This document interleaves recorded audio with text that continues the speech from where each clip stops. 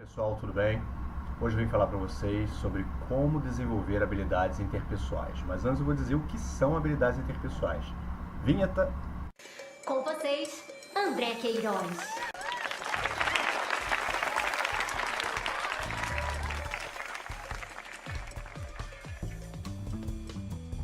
Ok, chega de vinheta, vocês já sabem quem eu sou e já sabem sobre o que eu falo aqui. Então, vou poupar o tempo de vocês. Como vocês podem ver, hoje eu estou num ambiente bem diferente, é a primeira vez que eu gravo numa plataforma. Estou a bordo, mas como diria o pessoal do Vida de Embarcado, offshore sim, mas offline nunca.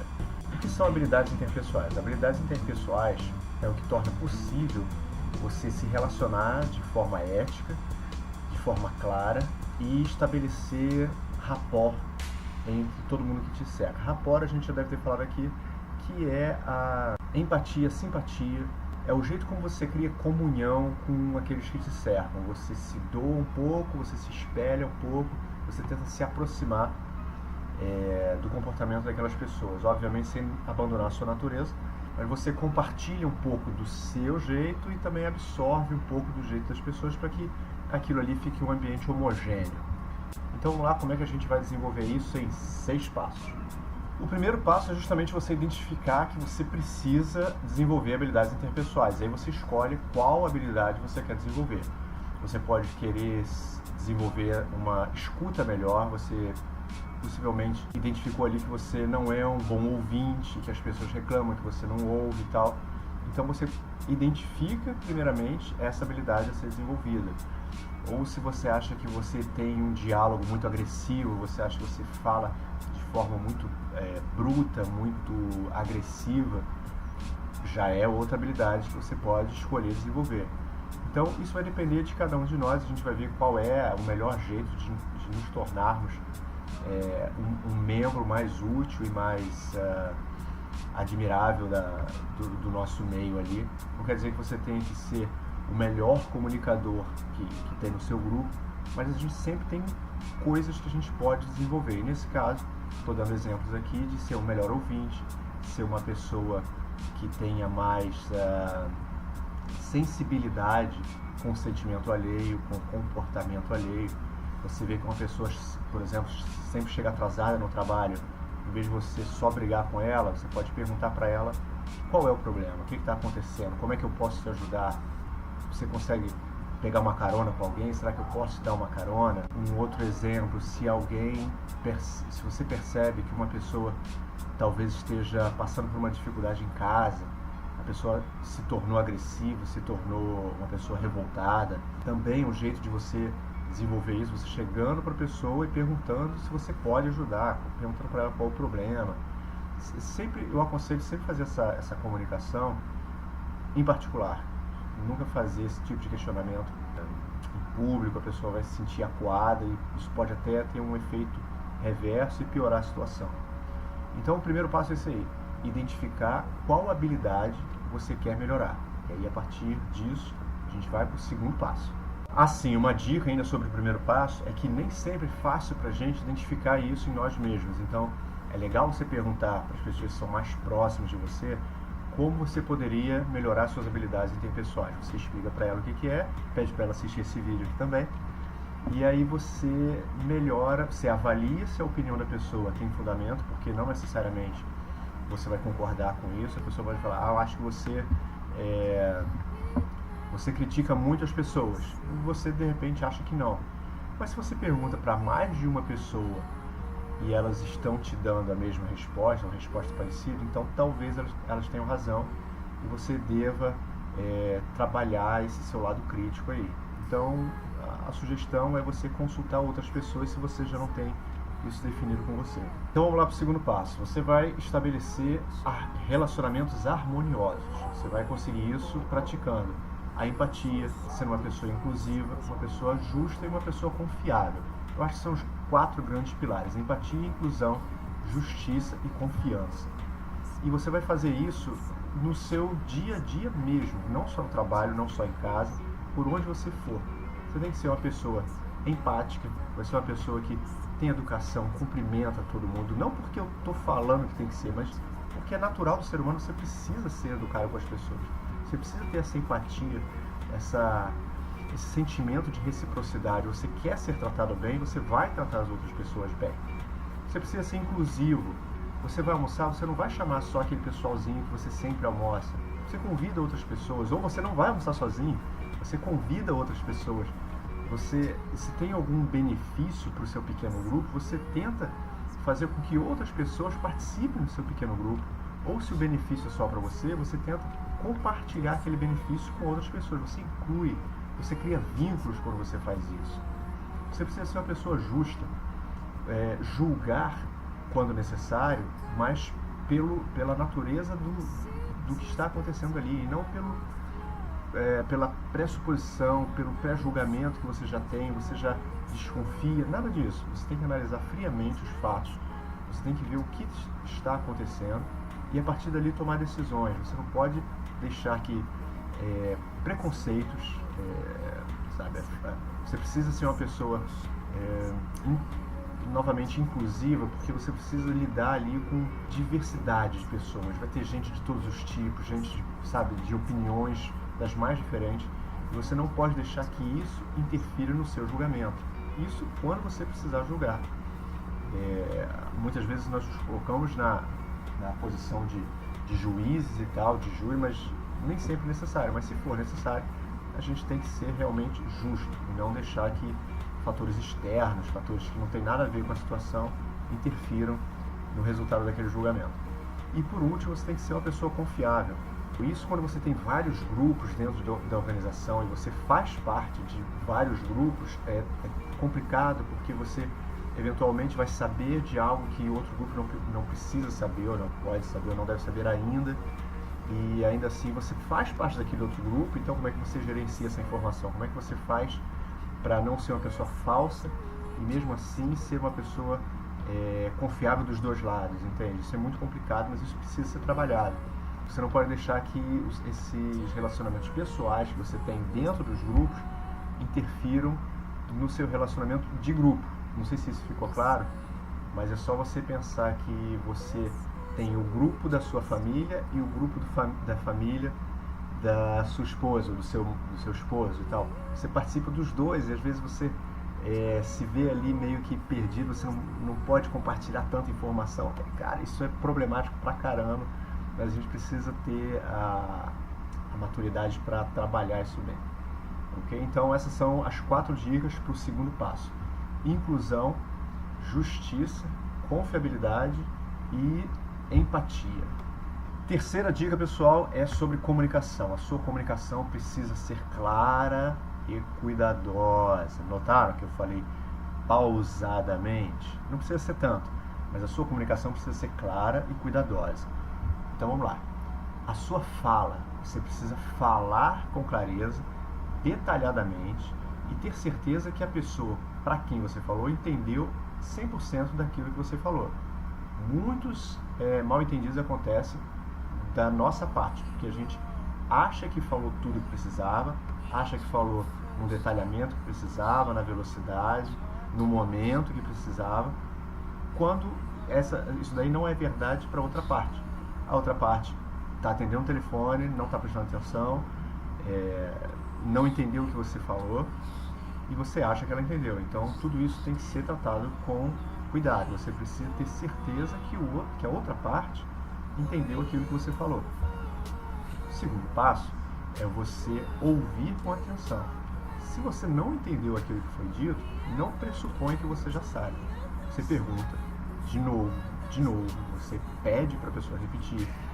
Você tem que ter certeza que você entendeu aquilo que a pessoa disse.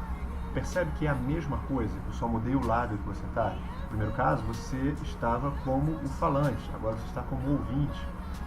Mas os dois fazem parte da mesma comunicação. Independente de que lado você está, você tem que ter certeza que a mensagem que foi falada é a mesma que foi ouvida. E aí você garante que a pessoa entendeu. Ou se não entendeu, aí é um terceiro passo. A gente já tem que tratar que aquilo que ela ouviu não faz parte do dia a dia dela. Você usou uma palavra que ela também conhece, com outro significado, e aí ela vai entender de forma errada, embora tenha ouvido bem. Mas isso a gente pode confirmar na hora também, se você confirma aquilo que você falou. Você fala, ela escuta, repete, você ouve o que ela repetiu. E você tem mais garantia de que a comunicação falada foi bem feita. Ok? E ainda sobre comunicação, a comunicação escrita. A mesma atenção é merecida nesse caso. Lembrando que o humor, quando você faz uma piada para uma pessoa, a pessoa está vendo que você está rindo, ela sabe que aquilo ali é uma piada e vai ser tratado como piada.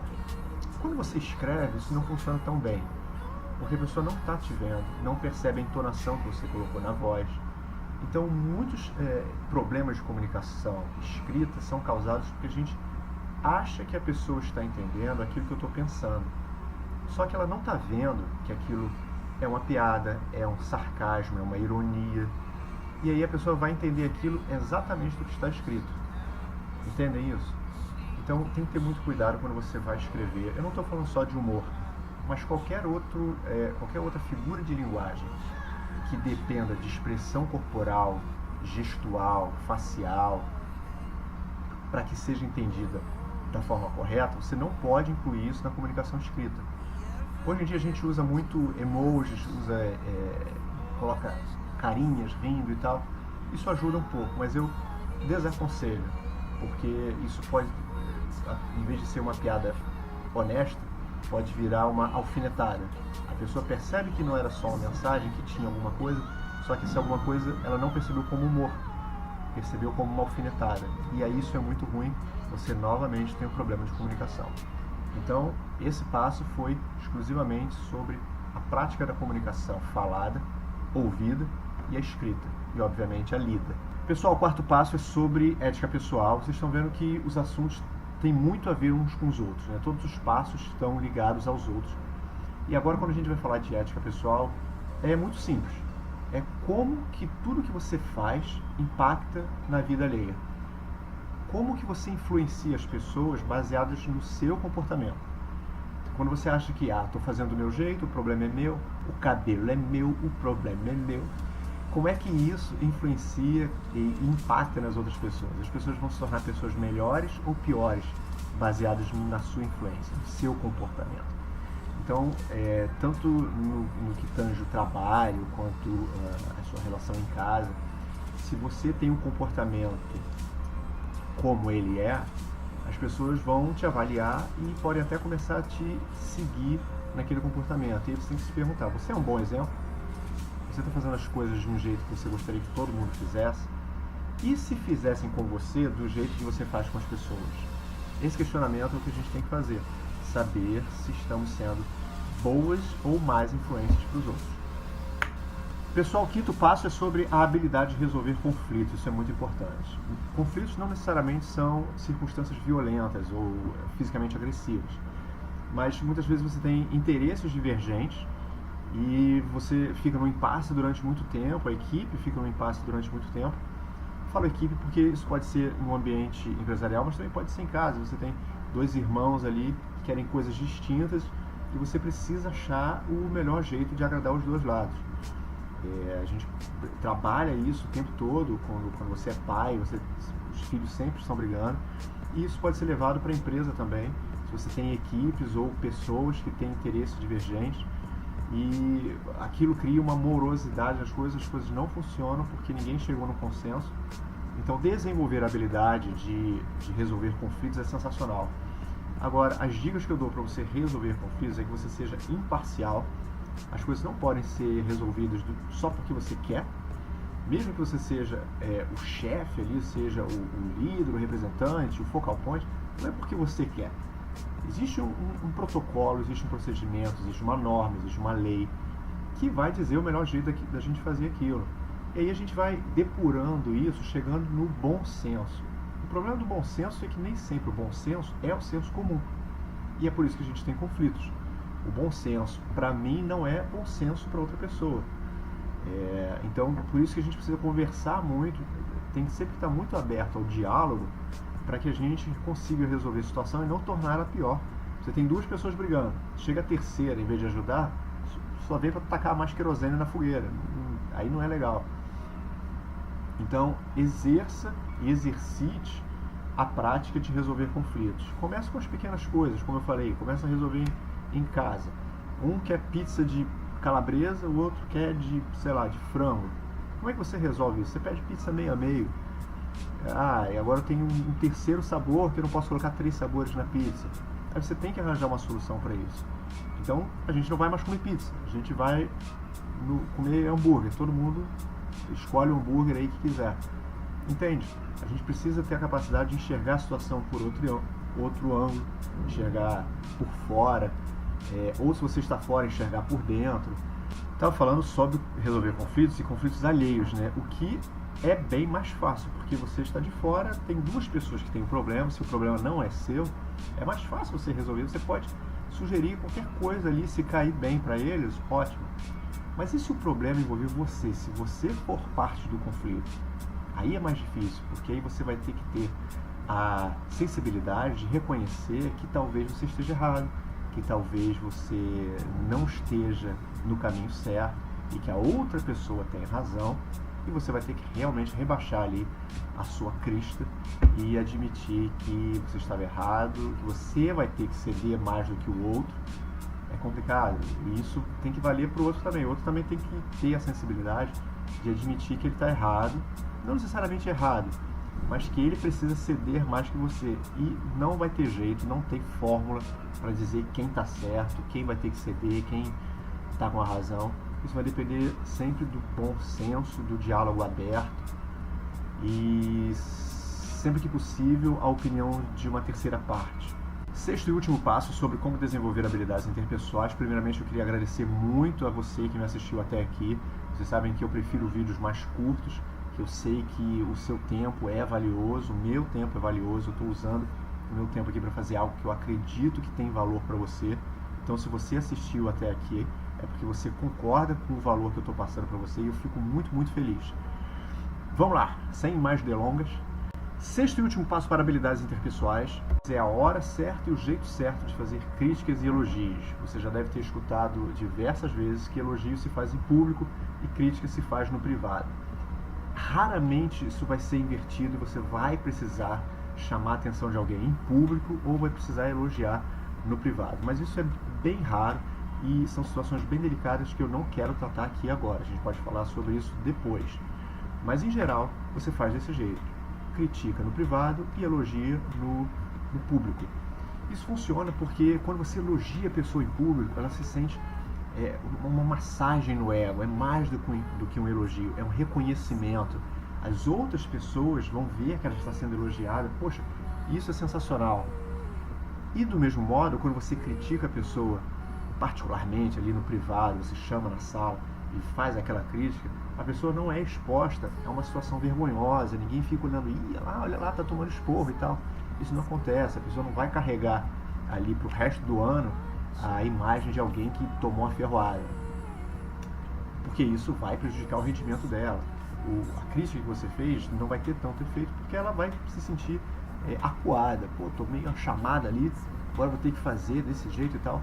E não é por aí, ela tem que entender que ela tem que fazer o certo porque o certo é o certo. Agora, o elogio público funciona muito bem. E quando você elogia uma pessoa dentro da sala, também não tem tanto efeito. Você falou só para ela e depois, para ela ter esse reconhecimento, ela vai ter que falar do elogio que ela ganhou. Isso é como você... tem um exemplo aqui que eu não vou usar, mas é como o leão que lambe as próprias bolas. Isso não funciona, cara, não é legal. Você vai ter que falar do seu mérito. Não é tão legal quanto alguém falar do seu mérito. Isso é maneiro.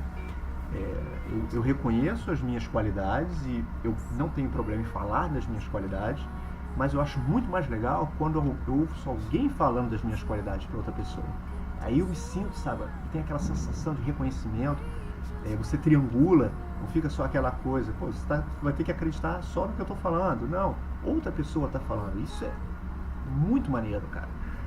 Então não seja o leão, não crie a necessidade de que alguém seja o leão que lambe as próprias bolas. Talvez eu tire isso na edição. Esses foram 6 passos para você melhorar as suas habilidades interpessoais. Eu espero que surta efeito na sua vida de verdade. Esse é o meu reconhecimento, essa é a minha métrica. Quando alguém comenta e diz que o vídeo que eu fiz, o texto que eu escrevi, impactou positivamente na vida dela, mais do que o número de seguidores, funciona melhor para mim. Ok? Então é isso aí, pessoal. Um forte abraço, espero que gostem e tchau, tchau!